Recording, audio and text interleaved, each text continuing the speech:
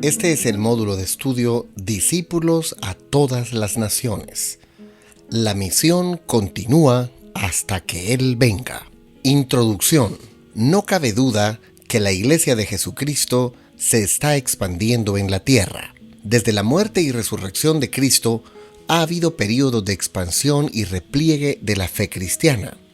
Se reconoce a la vez que hubo una disminución de la Iglesia en el siglo pasado, sobre todo en el mundo occidental.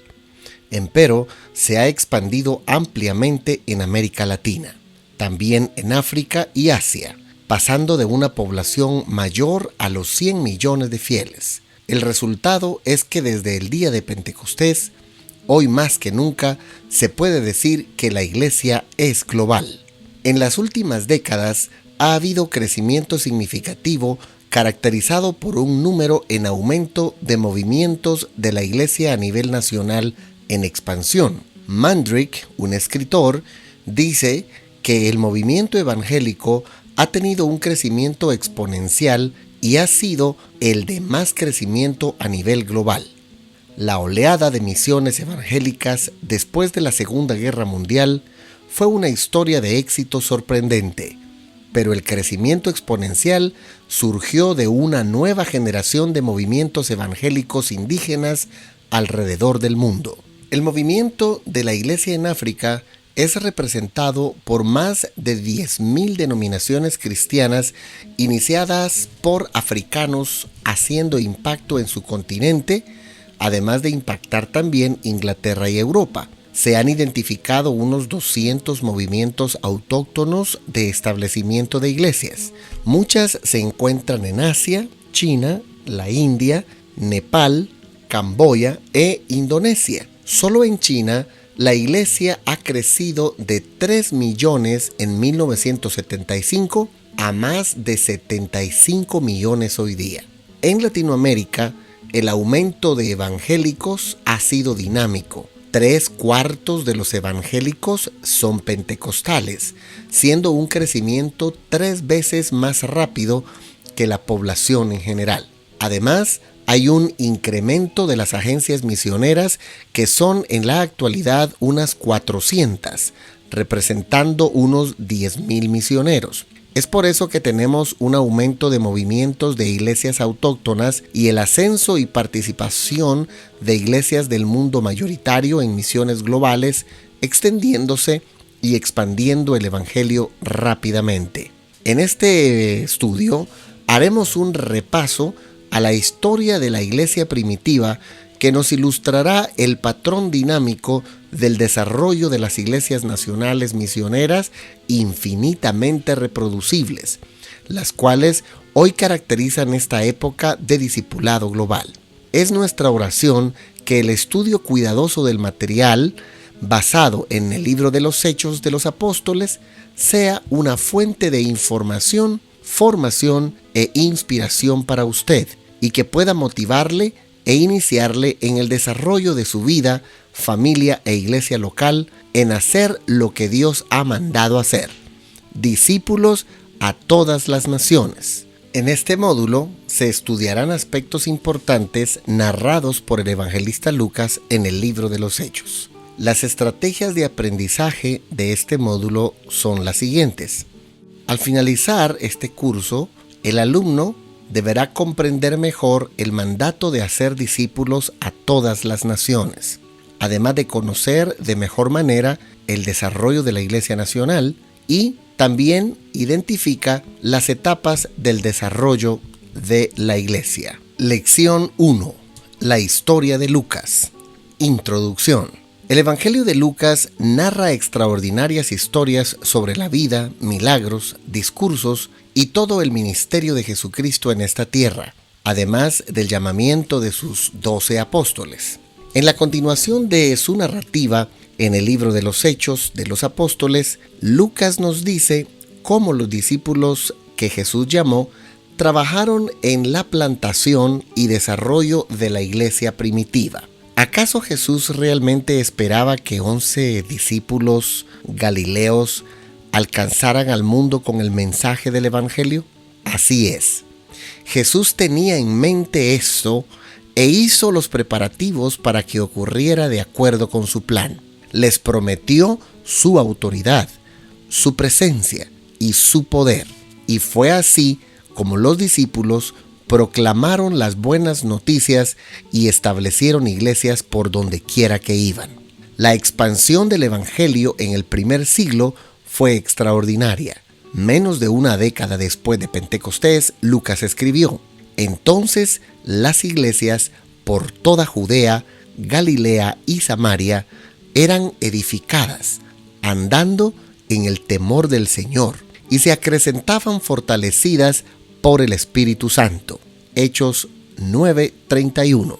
Menos de 3 décadas después de Pentecostés, el apóstol Pablo escribió: de manera que, desde Jerusalén y por los alrededores hasta Ilírico, que ahora es Albania, todo lo he llenado del Evangelio de Cristo. Fue tan sorprendente el trabajo evangelizador que no hubo más campo en estas regiones, de acuerdo a Romanos 15, 19 y 23. Y al poco tiempo, Pablo escribió estas asombrosas palabras a la iglesia de Colosas: el Evangelio que ha llegado hasta vosotros, así como a todo el mundo romano, lleva fruto y crece. El Evangelio que habéis oído, el cual se predica en toda la creación que está debajo del cielo, del cual yo fui hecho ministro. Colosenses 1, 6 y 23. La tarea de hacer discípulos a todas las naciones comenzó con la predicación del Evangelio y el establecimiento de iglesias por todo el Imperio Romano. Cuando el Espíritu vino sobre los 120 que estaban en el aposento alto, comenzaron a hablar en otras lenguas. Se menciona que personas de alrededor de 15 naciones escucharon a los galileos hablar en su propia lengua y hablaron de las maravillas de Dios. Hechos 2, 7 al 12. La confusión de las lenguas en Babel se estaba revirtiendo, y de todas estas personas que escucharon el Evangelio, 3,000 respondieron al mensaje de Pedro, quienes creyeron, fueron bautizados y recibieron la promesa del Padre, el Espíritu Santo, dado a todos los que el Señor llama. Hechos capítulo 2, versos 38 al 40. El mandamiento de hacer discípulos a las naciones había comenzado en Jerusalén. En cada caso, se desarrolló un movimiento de establecimiento de iglesias. A medida que el Evangelio se difundía entre las naciones, este se asentaba por el testimonio del Evangelio, comenzando por los discípulos. En esta lección se pretende que cada uno de los discípulos de Jesús identifique las partes de la primera etapa de hacer discípulos a todas las naciones, y segundo, que aplique los principios de la clase a su praxis ministerial. Por lo anteriormente expuesto, y para un mejor estudio de esta lección, la misma ha sido dividida en 4 apartados, es a saber, un movimiento nacional entre los judíos, un movimiento nacional entre los samaritanos, un movimiento nacional entre los gentiles y un patrón bíblico de la Iglesia Nacional, y finalmente la conclusión. Número 1. Un movimiento nacional entre los judíos. Lucas comienza con el testimonio de los 12 apóstoles en Jerusalén, Palestina, el día de Pentecostés. Alrededor de 3,000 personas se arrepintieron y fueron bautizadas, de acuerdo a Hechos capítulo 2, versos 37 al 41. Esos nuevos creyentes se convirtieron en discípulos de Jesucristo, dedicándose a la doctrina de los apóstoles, en la comunión unos con otros, en el partimiento del pan y en las oraciones. ¿Cuál fue el resultado? Y el Señor añadía cada día a la iglesia los que habían de ser salvos. La conversión narrada en el libro de los Hechos es una conversión efectiva y de resultados trascendentales, ya que la misma iba acompañada de acciones que daban testimonio del poder del Evangelio en la vida de los nuevos creyentes judíos. Este testimonio pronto se extendería a los samaritanos. Número 2. un movimiento nacional entre los samaritanos. Expulsados de Jerusalén por causa de la persecución, los judíos helenistas como Felipe llevaron el evangelio a Samaria, donde hubo gran gozo en aquella ciudad, ya que muchos creyeron y fueron bautizados, de acuerdo a Hechos 8:8. Pedro y Juan luego predicaron el evangelio en muchas poblaciones de los samaritanos, Hechos 8:25, y el evangelio comenzó a difundirse por toda la nación samaritana. El resultado fue una iglesia por toda Samaria, al igual que por toda Judea y Galilea. Asombrados, los líderes de la iglesia de Jerusalén alabaron a Dios declarando: de manera que también a los gentiles ha dado Dios arrepentimiento para vida. Hechos capítulo 11 y versículo 18. Sin duda alguna, la conversión de muchos samaritanos era de enorme valor para los discípulos, ya que a través del evangelio las barreras culturales fueron superadas. El poder de la palabra era mayor que cualquier diferencia cultural que pudiera existir. Dios era alabado ahora por los samaritanos, pero este evangelio aún comenzaba. Los discípulos, llenos del poder del Espíritu Santo, visitaban las ciudades y eran muchos los que se convertían sin darse cuenta que la tarea continuaría hacia otros pueblos gentiles. Número 3. Un movimiento nacional entre los gentiles. Al leer Hechos capítulo 11, versos 19 al 21, entendemos que la iglesia judía se vio obligada involuntariamente a salir de Jerusalén a causa de la persecución. La iglesia entró en territorio no judío, esparciendo el evangelio tanto dentro como fuera de Palestina. Al seguir con la lectura de Hechos 11, 25 al 26, notamos que no solo creyeron judíos, sino muchos gentiles se volvieron al Señor en Antioquía, donde a los discípulos se les llamó cristianos por primera vez, y tal como ocurrió en Jerusalén, el crecimiento de la iglesia requirió de más líderes. En este caso, 3 extranjeros se unieron a Bernabé y Pablo en el liderazgo, es a saber, Simón, Lucio y Manaén. Un movimiento de establecimiento de iglesias había comenzado entre los gentiles. El cumplimiento de discípulos a todas las naciones ahora incluía a naciones gentiles. Además de las iglesias pioneras en el primer viaje en el centro sur de Turquía, se iniciaron nuevas iglesias en Grecia cuando Pablo respondió a la visión macedonia y llevó el evangelio a Europa. Hechos capítulo 16. El relato de Lucas en Hechos pone en claro que el hacer discípulos a todas las naciones se dio porque el evangelio echó raíces y dio fruto por medio del establecimiento de iglesias saludables, de iglesias maduras, de iglesias culturalmente apropiadas y que se reproducían en centros claves tales como Jerusalén, Antioquía y Éfeso. Por medio de dichas iglesias, el evangelio se diversificó hacia movimientos que penetraron a las regiones de alrededor, evangelizando extensamente por medio del establecimiento de nuevas iglesias. Esta era su respuesta continua a la comisión de su Señor resucitado de hacer discípulos a todas las naciones.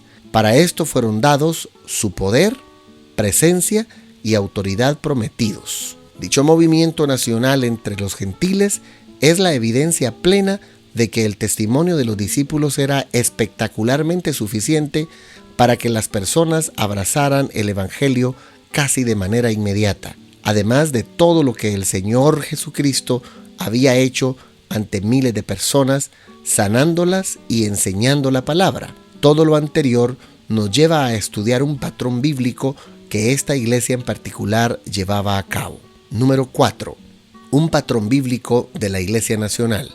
¿Qué patrones son evidentes en la fascinante historia de Lucas? Podemos ver al menos 4 fases o etapas esenciales en el desarrollo de estos primeros movimientos eclesiales a nivel nacional, que penetraron regiones, grupos culturales y finalmente a todo el Imperio Romano. Estas 4 etapas estaban comprendidas en el desarrollo de movimientos nacionales entre las personas con una cultura e idioma comunes: iniciar, alimentar, expandir y enviar. Primera etapa: Iniciar.